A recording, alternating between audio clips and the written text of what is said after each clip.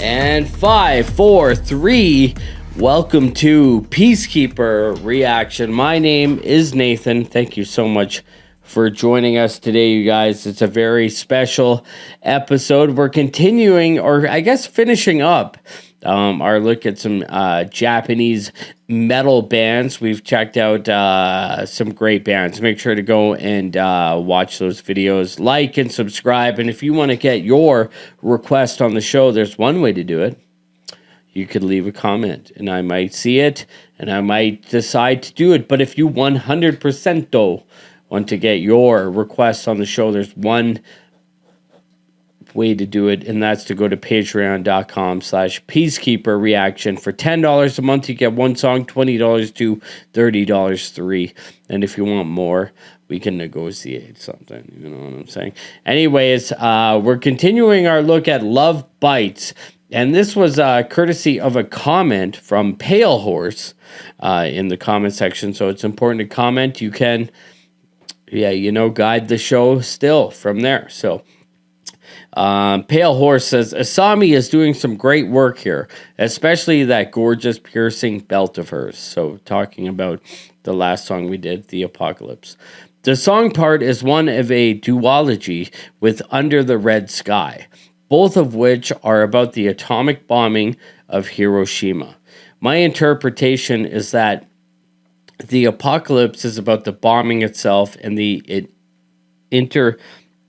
immediate aftermath, reacting to the shock and horror as well as the radiation, while Under the Red Sky seems to be about realizing that you lived through the bombing, you have to carry on, you have to find hope and strength in the wake of such unprecedented devastation. So that's very well said. So this Hiroshima bombing is something that is such a topic that it's almost, I just get so filled with dread when I think about that it's hard for me to speak on something that I think is just so terrible. I hate bombs. I hate the weapons that are used in war. I'm so anti-war that when I think about something that happened like this, I just get filled with sadness. So it's hard for me to truly express my emotions on a topic such as Hiroshima. So I feel like it's probably best if I don't. You know what I mean? I don't know. What do you guys think? Let me know in the comment section. But it just, to me, it feels like probably one of the worst things that's ever happened in the world. So my sorrow, my thoughts are with the victims and the people who felt affected by this. So that's all I want to say. Okay, I just feel like it's just such a heavy topic. Nothing I say will ever properly do justice. So, let's try to put that in the back of our heads while we listen to, because we got to keep this story in our minds. You know what I mean? This is an important story, so we can't ignore it completely. So let's hear what Lovebites has to say on the topic with Under the Red Sky on PeaceKeeper.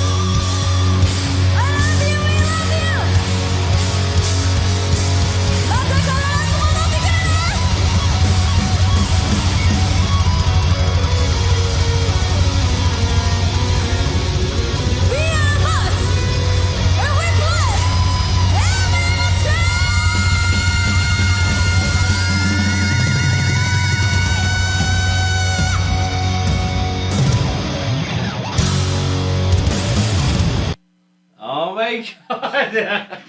Oh my God, you guys. I got to say, that was so amazing to watch every bit of it. I had talked myself into a literal depression thinking about Hiroshima before I started listening to the song, not realizing where would Lovebites take such a sad and tragic topic, but they would make it, take it to a place where they could talk about overcoming obstacles. I mean, the hugest obstacle that you could overcome. And I just feel like it's so amazing to see that even in this song, this sad, sad topic, you had the singer, I forget her name, I'm sorry, I'm terrible with names, but going back to the drummer and getting photos and like, literally not just putting her money where her mouth is, but literally saying, this is something that we have to overcome.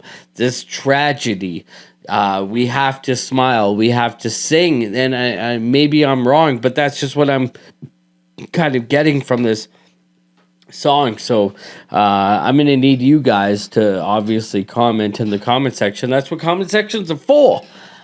So let me know what you think about this topic or any other topics. And you know what? Why don't we, while we're here, why don't we read some of the comments? Is there enough comments? Okay, there's a couple. There's a few from our previous Lovebites video, The Apocalypse, which is kind of, I guess, a partner song in this song. So let's do it. Pale Horse is the commenter that made me want to do this Under the Red Sky, which he says is about the atomic bombing of Hiroshima. He says, my interpretation is that the apocalypse is about the bombing itself and the immediate aftermath, reacting to life, shock, and horror, as well as the radiation, while Under the Red Sky seems to be about realizing that you lived through the bombing, you have to carry on, and you have to find hope and strength in the wake of such an unprecedented devastation. Well, he literally says it perfectly. Pale Horse, why don't you have your own YouTube show? Because you said it way better than I could. Alex Hiddle says, one of the 3 songs about the horrors of the Second World War. The Apocalypse is about the atomic bombing of Hiroshima and Nagasaki. And when I saw the band in Tokyo in March, I visited Hiroshima. It was very moving. I'm going back to see 2 gigs of their summer tour, and I'm going to pay my respects at Nagasaki this trip. Well, very amazing. So thank you, Alex, for sharing that. A_UN says, there are many videos and sound sources on the media that recorded the apocalypse. Wait, are you talking about the apocalypse or the bombing? But I think there are very few reactors that have adopted this video. In my opinion, Lovebites in this video shows their best performance, especially Asami's performance shines. So thank you so much, A_UN.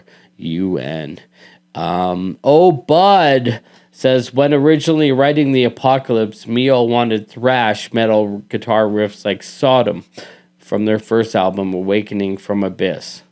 Okay, very interesting. So thank you so much, you guys, for commenting, liking, subscribing, and if you want to help the channel grow, there's one way you can do it. Sign up for the Patreon, patreon.com/PeaceKeeper Reaction. And thank you so much for all of you for watching, commenting, subscribing. You're the best. I can't do this without you, so mwah. And for PeaceKeeper, I'm Nathan. Play safe. I can put my arm back on.